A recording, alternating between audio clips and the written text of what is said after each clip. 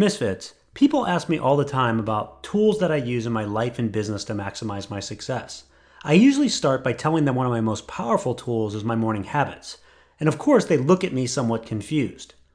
I then explain how important it is for me to center myself and how I begin my day and plan for my success. It's critical to consistent high performance. And it doesn't take me long, about 5 or 10 minutes, because I use a great resource called the 5-Minute Journal. The 5-Minute Journal is the simplest, most effective way I've ever found to start your day in the right mindset, doing the right things, and set yourself up for success.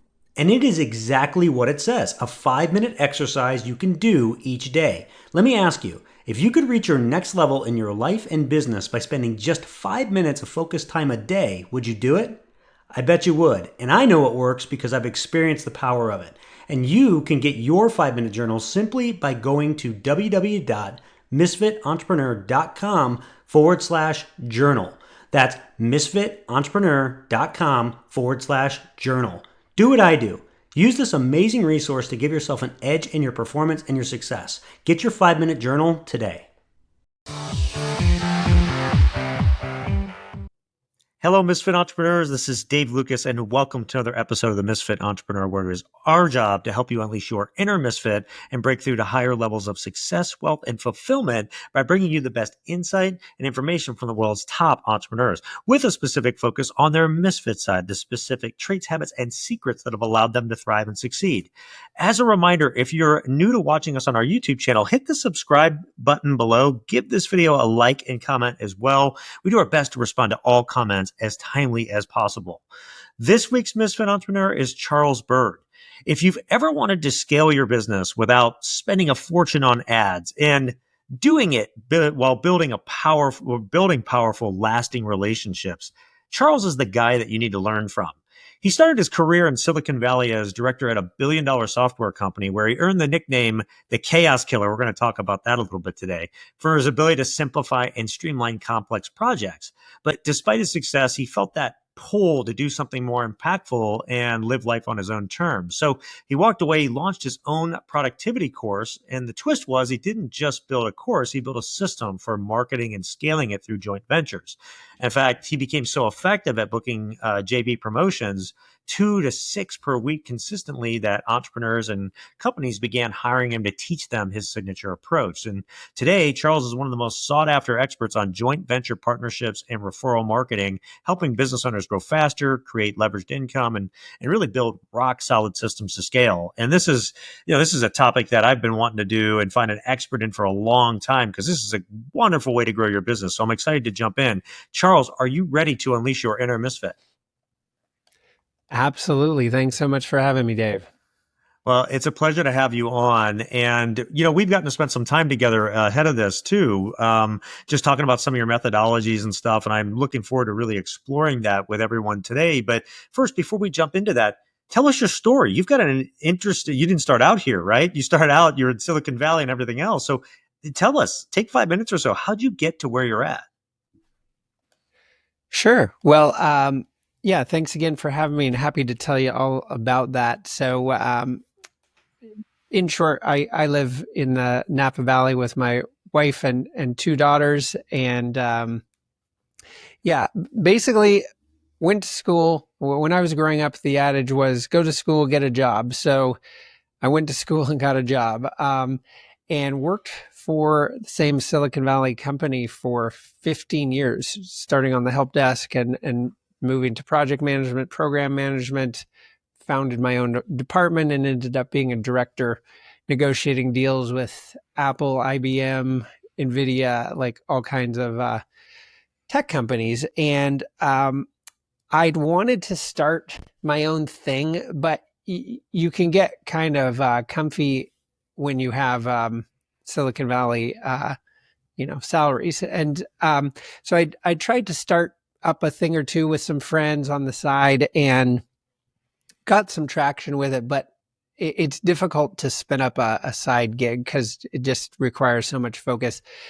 And one day I got a call from my mom, and she had that serious tone in her voice. So I thought maybe one of the kids she adopted from Sierra Leone in Africa were having trouble in school or something. It wasn't that. She'd been in a minor car accident. She thought she was pressing the brake, but wasn't, and hit the car in front of her. And then the next day, which is when she was speaking with me, she was reaching for a fork and physically kept missing it by 6 inches. Took her to the hospital and found she had 2 stage 4 brain tumors. And I could barely walk in the door of my house to tell my family what was going on. And we piled in the car to go be with her, going into brain surgery that night. And effectively, I just stayed down with her for most of a year, taking care of her. And for me, it crystallized as loud of a megaphone to your face as you could find, that life is short. And if there is an impact you're seeking to make, if there is a quality of life you want for yourself and your family, now is the only time we have to harness that, because the future is not guaranteed.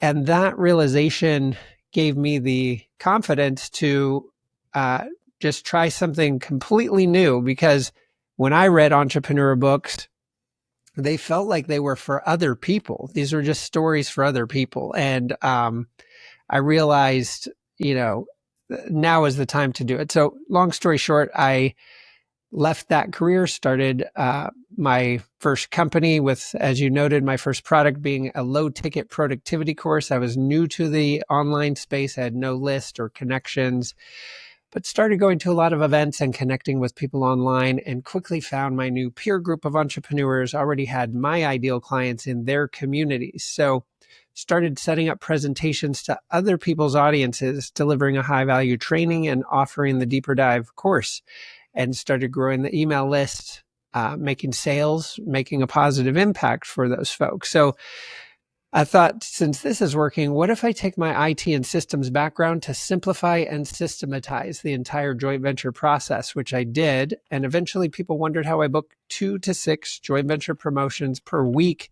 for my offers to other people's communities. And I was at a mastermind in Aspen, and my phone's blowing up with texts and messenger messages, people knocking on the room door going, how do you line up so many of these deals? So decided to put together my first high ticket event called Pure JV. And that's the market I've been serving ever since.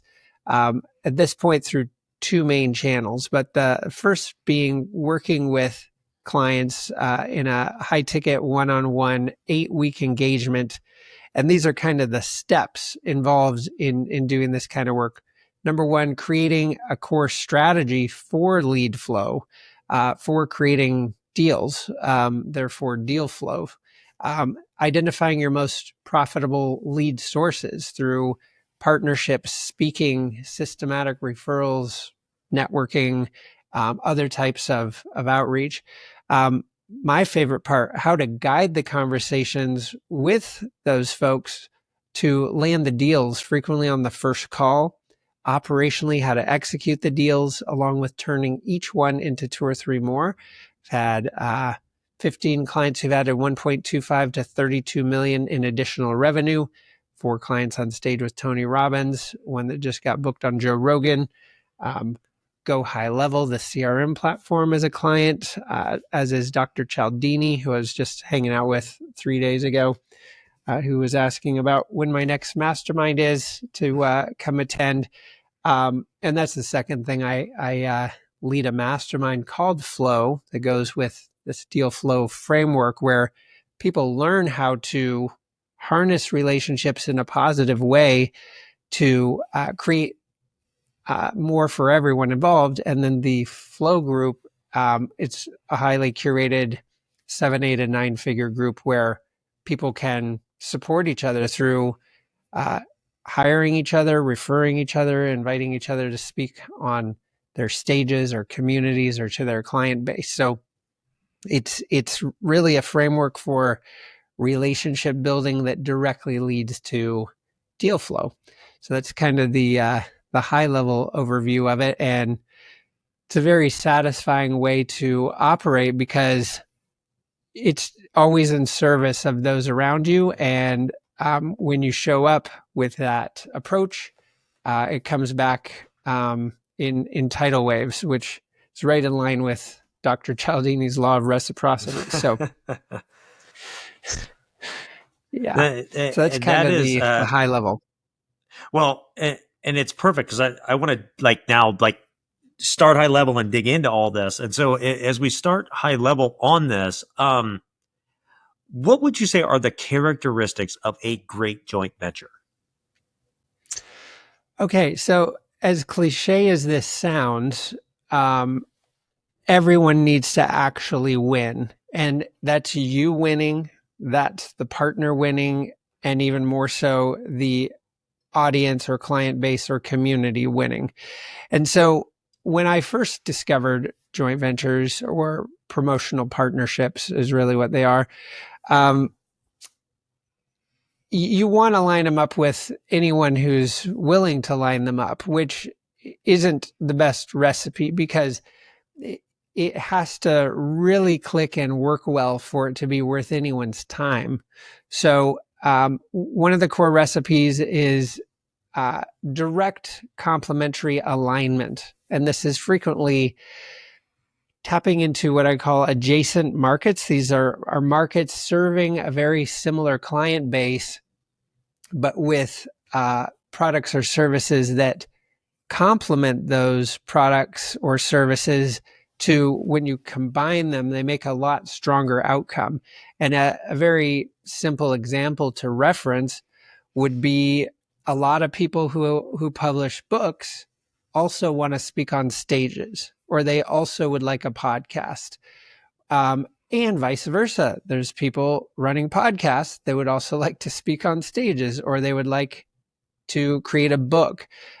So in those examples, those three markets have the same avatar all day. So if you happen to be teaching podcasting as an example, a great partner could be a book publisher because they can feed you your ideal clients all day and vice versa. So that would be a core element of it. One that goes without saying, but I will say it. Parties need to have alignment and strong ethics in relation to how they support each other and then how they're coming through for each other's client base. Because in partnerships, there's a inherent transference of trust and authority that goes with it. And one of the ways to always thrive is make sure everyone that you're working with is well served and taken care of. Again, that ties back to winning outcomes. And then kind of the last item, which again should go without saying, but I'll say it, simply do what you say you're going to do by consistently delivering based on what you're articulating as a value proposition. It's just going above and beyond to make sure that that's met. Whether like I receive 12 to 20 referrals a week, I'm going out of my way to make sure those folks have a great experience with me. They're always provided value first. And those are consistently guided into direct sales conversations, referral partnerships, speaking opportunities, which kind of lends itself to having a framework for ensuring all of those interactions lead to one or more winning outcomes.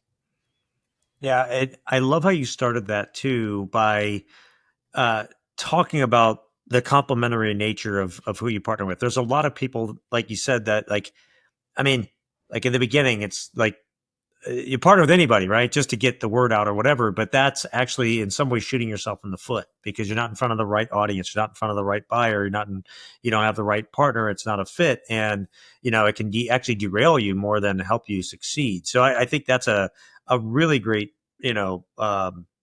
distinction to make, but also it's about just being a good business person. Like the rest of that is all about just having the integrity, the ethics, and the follow up, follow through, and all of that. That a good business person has.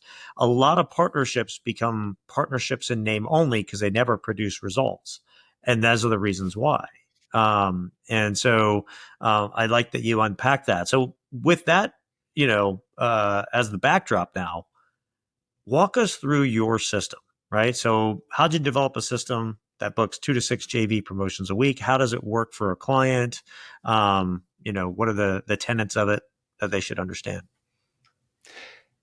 Yeah, well, I'll touch briefly on your point about people who set up partnerships and then wonder why they don't go anywhere frequently. And that alignment, core alignment is integral. And then people don't have frameworks for ensuring that what they get agreement on actually starts converting from words on Zoom into reality with like booked uh, promotions and shared assets and co-branding of products or services. So sometimes when people hear the concept of joint ventures like this, they may or may not have had the best experience. And likely if someone hasn't, it's simply because they don't know how to put them together in a way that actually gets traction.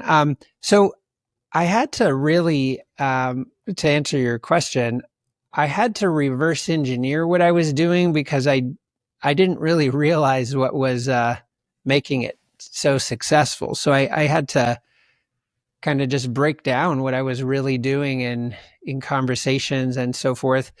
And one of the things I learned I was doing is always providing value first. So, like I just hung up from a call right before this. This was a referral from a friend to a gentleman in Lisbon, and jump on, start chatting with him. Another thing I figured out I was doing is building rapport very quickly. So there's some low hanging fruit ways to connect and feel closer to folks. So that the second that this gentleman said he was in Lisbon, I referenced a great friend of mine who lives there, a woman named Jennifer K. Hill, and he goes to her house like 4 times a year. So now we've got a common tight friend. And as you could imagine, the whole conversation takes on a different tone when you have built legitimate rapport with someone out of the gate.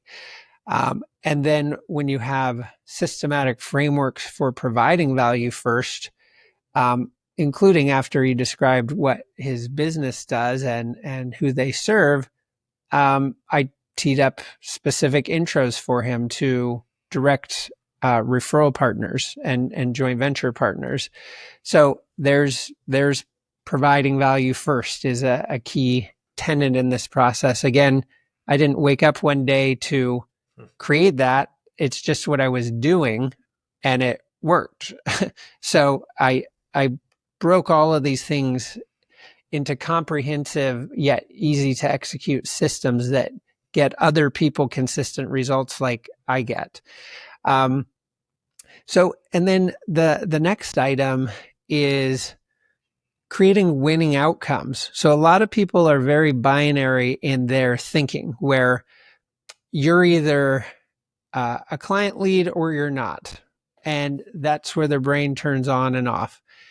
Whereas there's all kinds of winning outcomes beyond that, including maybe they are a client lead. And most people who book a call with me do end up scheduling a sales call after that. But they also might invite you to a podcast or invite you to speak to their group or community, or simply kind of mastermind on something from a different vantage point than you have. So there's always more than one winning outcome.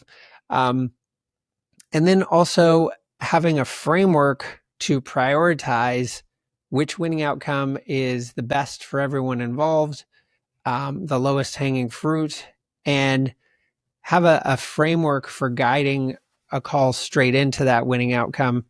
And then not necessarily stopping with one winning outcome. I frequently guide calls into 2 or 3 winning outcomes in the same conversation. And by learning these frameworks, I have a friend and client named Mark Podolsky, known as the Land Geek. He teaches people how to buy and sell raw land. He'd had over 1,000 podcast episodes, and he enjoyed doing the show. And he thought, really the win is the show, having people come on. I think one or two of those turned into other kinds of deals or opportunities. And then when he hired me to learn this pure deal flow framework, um, just from the relationships built through his show, he added $2 million in 6 months, because now he knew how to actually harness those relationships, develop them, and guide them into one or more winning outcomes. So a lot of people, like whether they're paying to go to events or conferences or joining high-end masterminds, I know people that have been in high-level groups like Genius Network for years, and they like the people, they like coming, they learn things, but it's not necessarily growing their bottom line. Where people that have frameworks to do it, I'm regularly helping them add one, two, or more millions of dollars by having a system for connecting with people. Again, always providing value first and guiding those interactions into one or more winning outcomes. That doesn't necessarily mean they're a fit for your products or services, or maybe they are. This is the point of like just hearing what they're trying to achieve and be a conduit to helping them achieve that, whether you're part of that or not. It's connecting them to the right people or resources or mindsets on the path.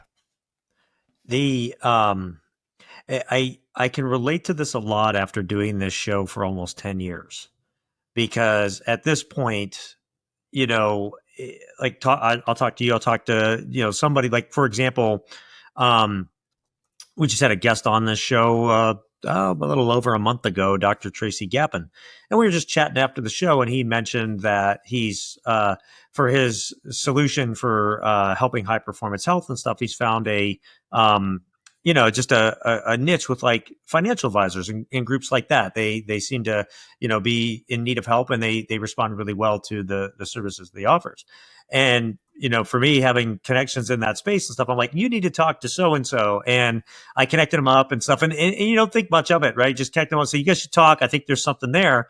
The next thing I know, Dr. Gappin's speaking at their conference. There's, a lot of business that's been done and everything. And he just calls me up to, just like, this is one of the best referrals I've ever gotten. And it's just amazing. Thank you so much. Like, didn't expect it. It's just like, hey, you guys should chat. Right.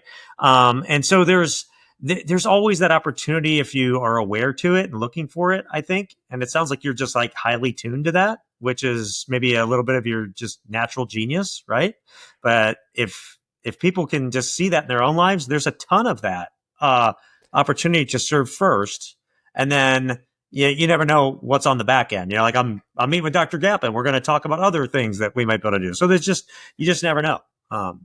Right. And by the way, part of the reason, and I actually didn't realize that he was talking to you, because he's a friend and a client, and I guided him through how on shows to tee up subsequent things right after the show. And he was over the moon. He's like, dude, this worked perfectly. We're connecting, building a relationship, building rapport. And now he's, thanks to you and this framework, presenting to 122 family offices, which are a room of his ideal client all day. Yep, that was the group. I was actually there for that because one of my other companies works with that group, and he crushed it. He did a heck of a job. Oh, yeah. Fantastic. So I didn't realize how close to home that example would be, because you're the guy. I didn't realize that either. Isn't that funny? I'll tell you what, I've got a few more questions around this. I want to talk about your personal entrepreneur journey a little bit. So we're going to take just a quick 1 minute break, and we'll be right back and we'll dig into that. Misfit Entrepreneurs, I want to tell you about an amazing resource that will have tremendous impact on your business and your revenue. I have used this solution in multiple businesses, and it has made an incredible difference. Let me start by asking you something. Do you know how much it costs your business when just one salesperson doesn't step up to deliver? Do you really know? the cost can easily exceed six figures for just one bad hire, not just from the time, effort, and resources in hiring them, but from the lost business and downtime as well, as you have to go find a new salesperson and everything surrounding that. And the last thing any growing business can afford is to have a failed hire, especially in sales, the revenue driver for the company. But what if there was a way to know someone checked all the boxes of a great sales hunter and closer before you ever hired them? That's the solution that I found from a company called Sales Drive.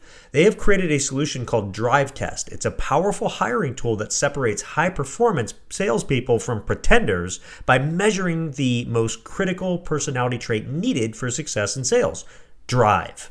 Drive is composed of three non-teachable traits shared by all top producers: the need for achievement, competitiveness, and optimism.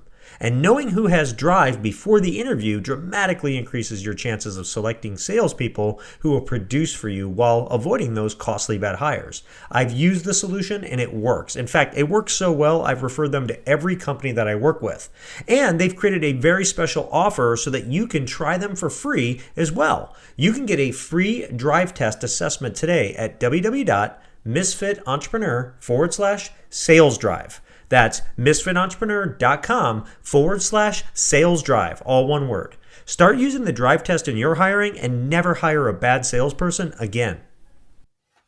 All right, so Charles, so we talked about the framework, we've talked about the connector, we've talked about serving first, and the amazing things that can happen when you are more selfless, right?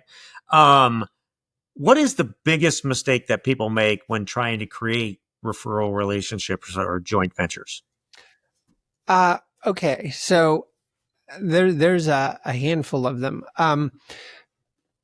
Number one, as you pointed out, it's a selfless approach in your support of others, but it's actually selfless on the front while feeling out the appropriate winning outcome on the back. One of the biggest mistakes I see of a collection of them is maybe some people are smart enough and attuned enough to be in service of others by default. It's just an amazing way to live and be. Yet a lot of those people may also be lacking frameworks to ever turn that into anything positive for them.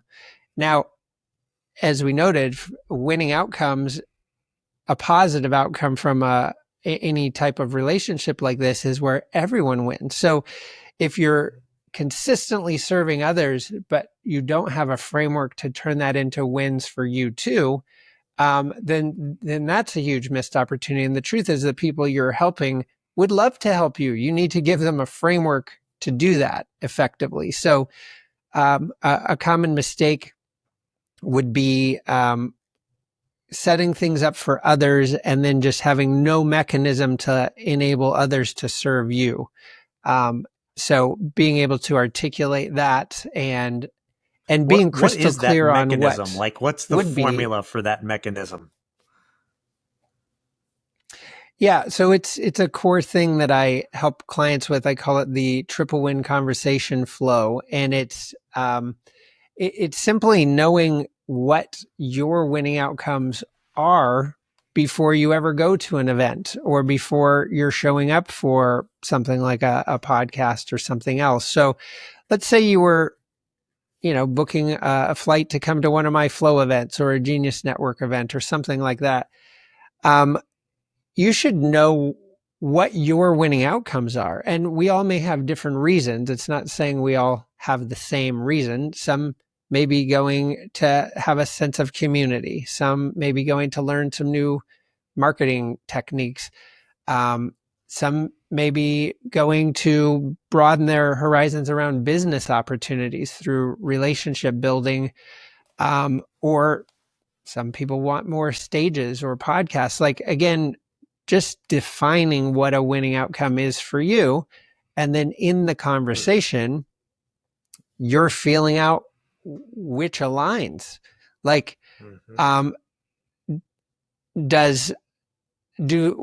they win by leveraging your product or service? Might they win through warm intros or relationships. It's so by asking them the right questions, it brings to light exactly what winning outcomes fit the best. I'll give you just a quick example of I met the JV manager for ClickFunnels at Traffic and Conversion, a lovely now friend named Ben Harris. So we met at an in-person event, and I have an end-to-end framework for how to operate in those in-person environments as well. So we connected there, shared contact info, booked a follow-up call.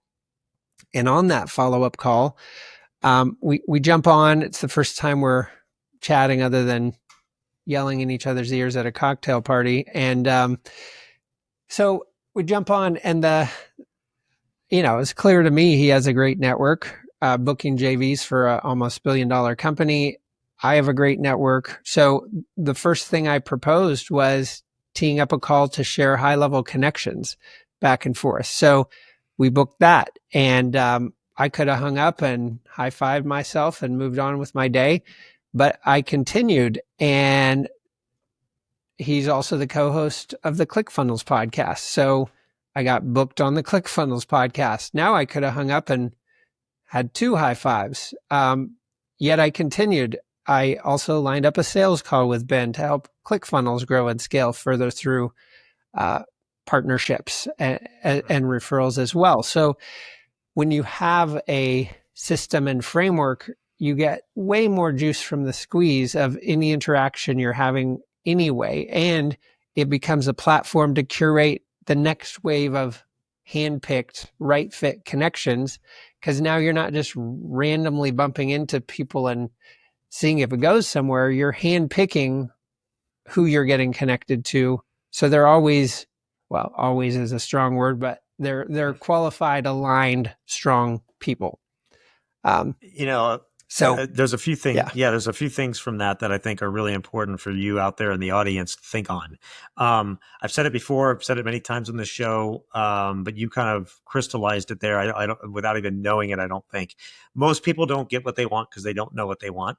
So taking the time to actually sit down and say, okay, here's what I want out of this event, out of my business, out of anything, and getting to a serious answer as to what that is, because usually the first answer isn't the right answer. It's several layers deep. That's the first thing. And then the second thing is asking, asking for it.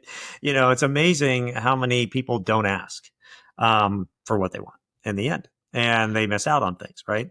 And so those two things alone, if you do them, you'll have a much better chance at success. Go ahead.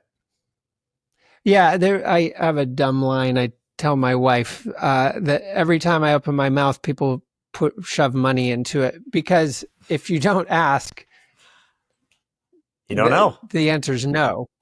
Yeah. So it's I read a book years ago. It's kind of a negotiating book called Getting More, and it just kind of many other points in it, but one of the points was you ask, because again, if you don't ask, the answer is no. If you do ask, the answer might be no, but it just as easily could be yes too. So it's even from little things. You're getting sat at a restaurant with your significant other, and they start taking you to a table you don't want, and you're like, hey, how about the booth by the window? Or you just ask, and then you get what you want more often than not. So and that's of course done in a tasteful, friendly way, but if you don't ask, the answer is no.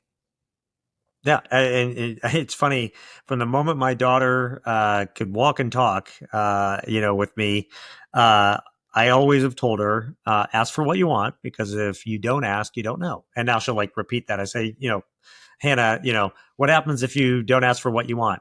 Well, you don't know, right? So, and it's like a curse now, because now she asks for everything and keeps asking and asking and asking, even after I've said no. But hey, I'd rather have her do that than not at all. It is kind of like the question I think about too. Then is these are great things. These are foundational things, like understanding this, right? Knowing what you want, asking for what you want. are there any like foundational systems or things that every entrepreneur should have in place before they really start scaling on partnerships? Anything foundational that they should make sure they take care of in their house so that they're ready to go? Yeah, a collection of things, and these will sound obvious once I say them. But for one, you want to make sure you have offer that converts. Now, maybe you've just created a newer offer or something. As long as you're crystal clear with people that may be referring or promoting or asking you to speak, as long as you're crystal clear where you're at in the process and the facts around, maybe you don't know what conversion is. You can say, here's what I've got going on. Here's where I'm at in determining how this, works. As long as you're clear and they're still happy to support you in that, then great. But in general, when you're working to systematically tee up warm handpicked referrals or speak on stages or line up joint venture promotions, you want something that works well. In fact, I was on with a friend of mine yesterday, teeing up, having her promote a new book for a client of mine. It has a book coming out with a funnel behind it.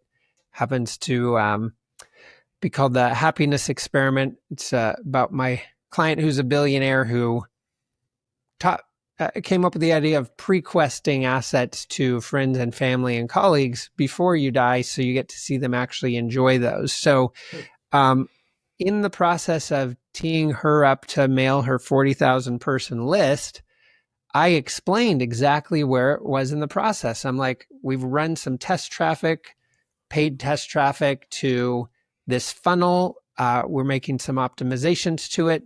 Before we bring it to your list, we'll validate that it's converting at a certain percentage first. So this is me being transparent. I'm not saying we're going to knock it out of the park and this is going to be, the best thing you mailed on. I'm saying exactly how it aligns with her audience and message and what the expectations are. And so just by always being transparent and not hyping things, because if you do hype something and then the performance sucks, guess what? A lot of people will hear about that. And I run everything based on my reputation, which is quite strong because I, consistently doing what I say I'm going to do and being transparent. So that as a just inherent behavior, you're going to come out a lot further ahead. No, those are great points too. Yeah, I'll shift a little bit. Again, like I said, talking about your entrepreneur journey, you were called the chaos killer. What is Right. what is the chaos? What's the typical chaos that needs to be killed in a business, so that entrepreneurs can look at that stuff and kill it in their own business? Yeah. So for context, I came out of systems engineer, IT background, and I had I still do, a passion for technology and productivity and streamlining things and cool gadgets and toys. My 14-year-old was coming up to me yesterday. I was showing her some new thing I got, and she's like, "You love your toys," and it's true. I do.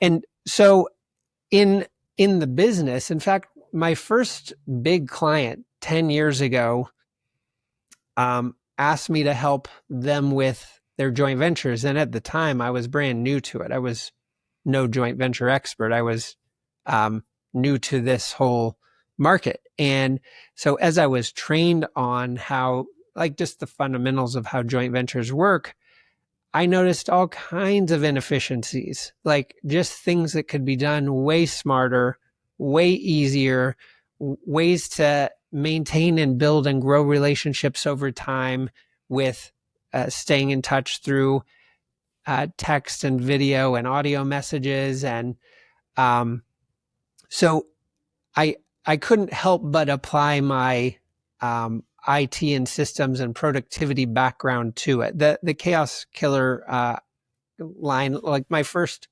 product was a productivity course. And so when you combine productivity and really refined systems to a framework that's consistently growing your business, building better relationships, bringing in large waves of revenue, it you're clearing the chaos out by not letting things fall through the cracks, not lining up deals or promotions that fall through because communication or assets weren't provided to a partner in a timely manner. I see it all the time. I actually have a voice memo from, well, two things. Just by having a strong system, like today, 40 grand came in.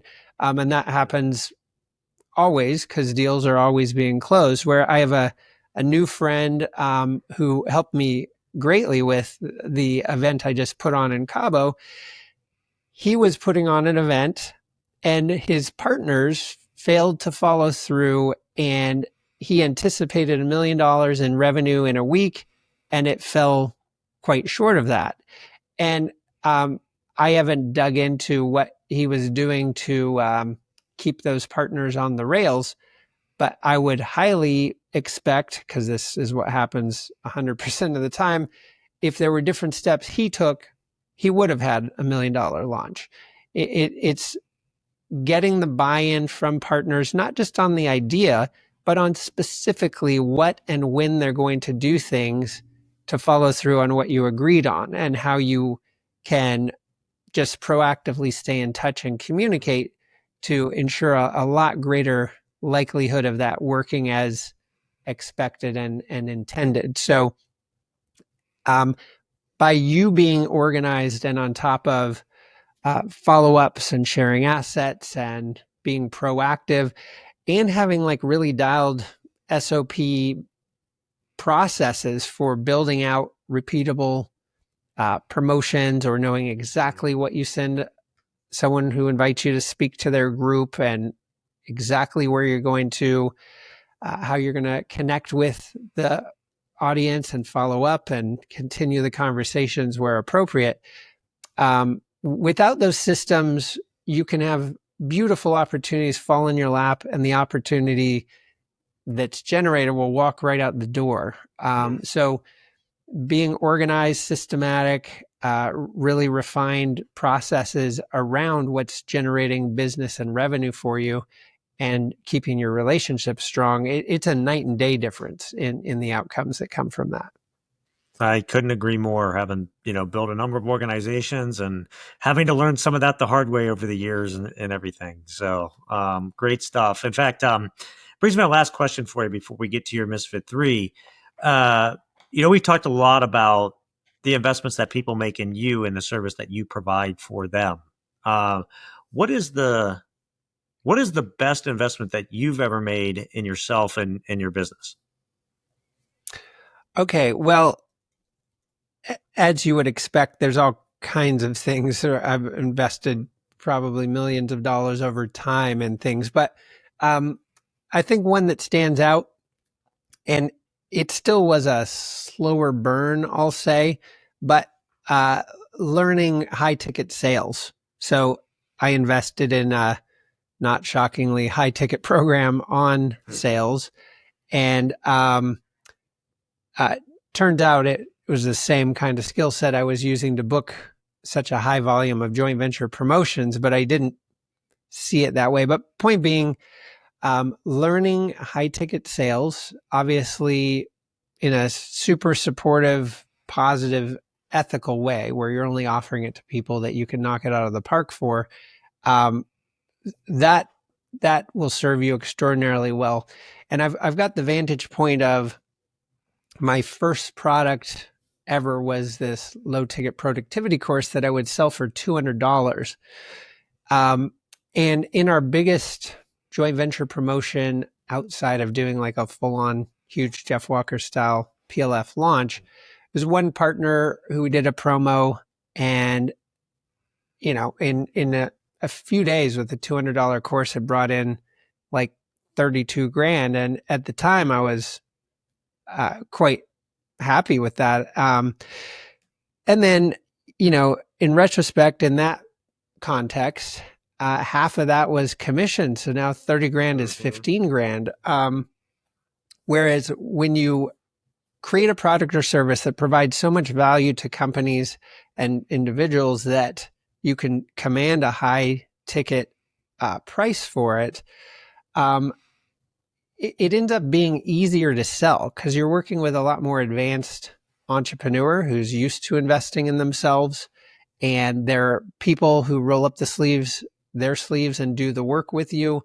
They're not questioning.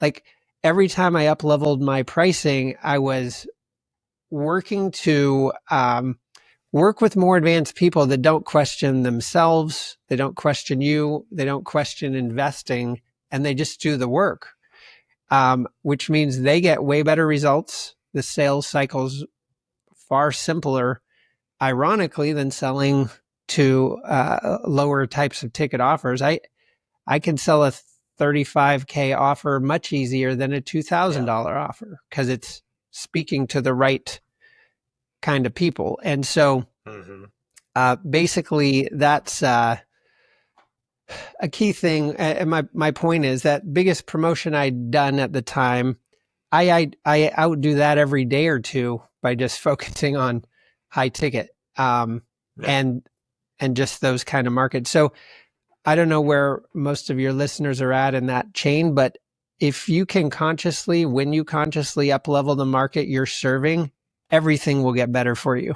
And then you up level it again and everything will get better for you. At least that's from my experience. That's really great advice. And it's a great way to end it before we get to your Misfit 3. We're going to do that. We're going to take one more 1-minute break and we'll be right back with Charles' Misfit 3. Before we get into today's Misfit 3, I want to take a minute to talk to you about a free resource available to you from the Misfit Entrepreneur, the Misfit Minute. The Misfit Minute is the free weekly resource packed with useful tips, tricks, and information from the world of Misfit entrepreneurs. It not only includes further resources on the week's Misfit Entrepreneur guest, but additional links, articles, and resources to help you be more successful. It's delivered every Friday to your inbox.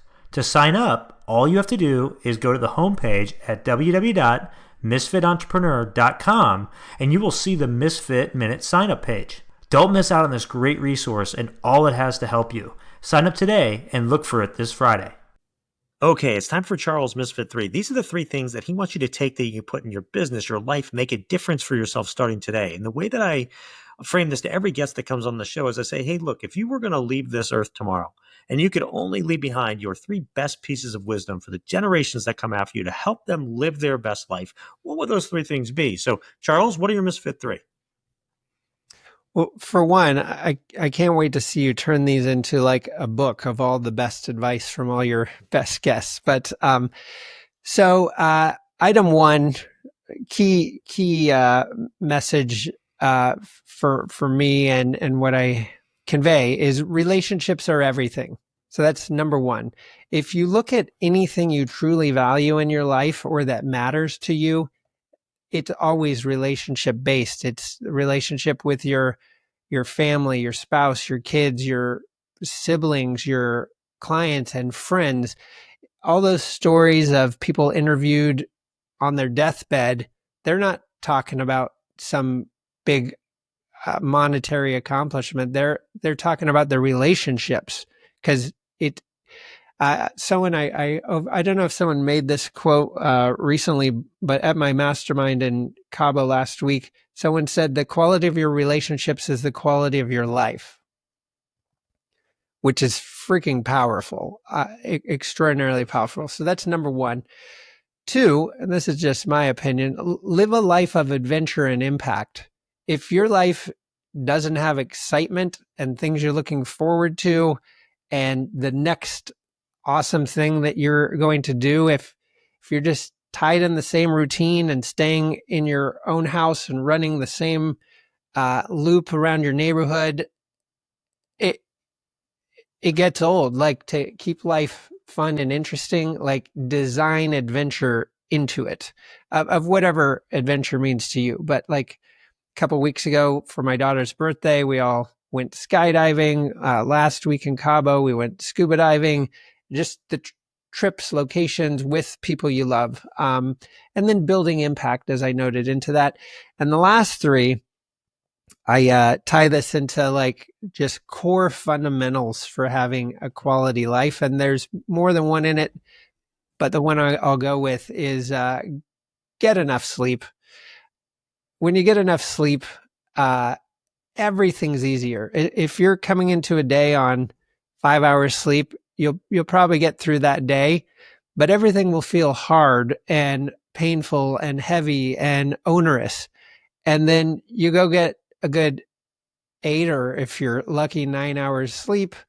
The day's simple and effortless, and tasks are a breeze to knock out. So you want a higher quality of life, prioritize your sleep, set reminders to start winding down so you stop doing things that would keep you wound up, and engineer getting a good night's sleep with being human. It's difficult to do this, but ideally with consistency of the time you're going to bed, what time you're getting up, either not having any alcohol or timing your alcohol or coffee or anything like that to not affect your sleep. Again, it's the difference in a hard day or a very simple day, and it's something we can control. Charles, that's an excellent Misfit 3. All three of those are so great for business and life. Love the quote on relationships as well, too. If people do want to learn more about you, where should they go? Yeah, well, you can pop over to charlesbyrd.com, BYRD, and that tells more about kind of the ways that I serve and support. It has info about my Flow Mastermind, and a ton of case stories of folks that have added millions of dollars to what they're doing by teaching them to build better relationships and guide those into deals and deal flow. So yeah, charlesbyrd.com would be a great place to go. Excellent. We'll link to all that in the show notes so that people can find it. The best show notes in the business for reasons I will talk about more in a second. But first, for those of you that are new to the Misfit Entrepreneurs, your first episode with us, welcome. It's such an honor to have you with us. And I hope you become a regular subscriber of the show. For all of you that are with us week in and week out, I cannot thank you enough for your support of everything we do here. You are what makes this go in over 100 countries every single week. So thank you, thank you, thank you. And make sure and go out and check out the show notes of the episode. They are the best in the business. Why? Because I do them myself. As part of my personal growth routine, I go back through these episodes and I take the best insights and pieces of wisdom and the things that, are actionable that I really find useful from amazing guests like Charles, and I share them with you. So go check those out. And then go out and give this episode a rating and review. Like and comment on it. Help share Charles' message, because we all know, and I say this in every episode, one great episode can change someone's life. Maybe something that Charles shared today was that missing link you were looking for to get to your next level. So share this with others. And again, Charles, thank you so much for coming on, sharing all of your wisdom and insight today. Thanks for having me, Dave. It's been a pleasure.